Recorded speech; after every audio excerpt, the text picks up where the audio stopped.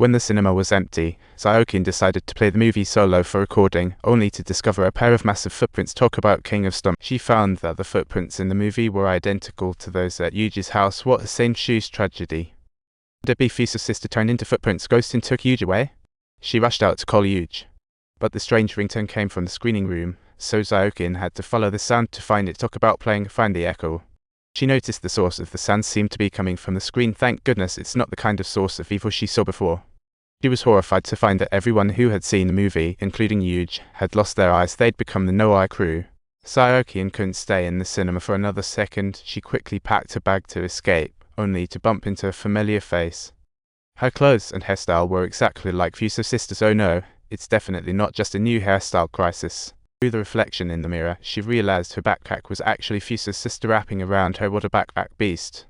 She returned home, panicked by sounds coming from the bathroom. Talk about a new game of bathroom resonance. She decided to check who was showering, and the moment she opened the door, familiar footprints hit her. Classic case of nostalgia drives footprints fail. A figure suddenly appeared before her. Looks like the horror movie mode is activated. Saokin's heart raced as she prepared to unveil Yulian's true identity, only for Fusa's sister to mysteriously vanish, leaving behind a comb with hair. What an artifact. Archaeology. Clearly this isn't hallucination. Fusa's sister has become reality. The next day, Saokin reluctantly went to work, and everyone knew her predicament. The police reported Yuji's disappearance, and the lost film. Talk about making a bigger fuss. The guilty Saokin could only go back the same way, avoiding the cops, but was intercepted by Daimai on the way, hoping she could help set up posters. Talk about the poster hotcake. Suddenly, a line on the poster caught her attention. The Power Ghost was based on true events. She instantly had an epiphany. She thought, this bizarre event didn't come out of nowhere. It's Fusa's sister turning into Power Ghosts for revenge. Talk about the Avengers here. They hid in a corner, closely observing Yuji's footage, frame by frame, and the results. They saw Fusa's sister sitting in the cinema munching on popcorn. Oh my gosh. True fandom knows no boundaries. Saokin sensed trouble and rushed to the screening room. Talk about speed of life and death. After some searching, there was no trace of Fusa's sister, only an empty seat left. To talk about a theater without an audience. Daimai saw Saokin's actions and felt Yuji's disappearance was definitely related to her. What a mystery. While Saokin was gone, Daimai snuck into the screening room for pirated footage, but Saokin rushed in to stop her. Daimai angrily asked, "Did you pirate footage for personal gain?" Talk about a rights defender. Saokin stutteringly replied, Yuji, she has died, and this movie is definitely not just an ordinary movie. Fusa's sister in the movie is real. Just while she handed Daimai the recording device, it showed Yuji being dragged into the movie by Fusa's sister.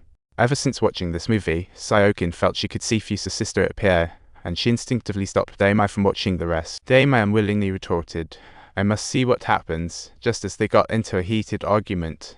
Saokin was firm and snatched the recorder back. Talk about a stage of argument.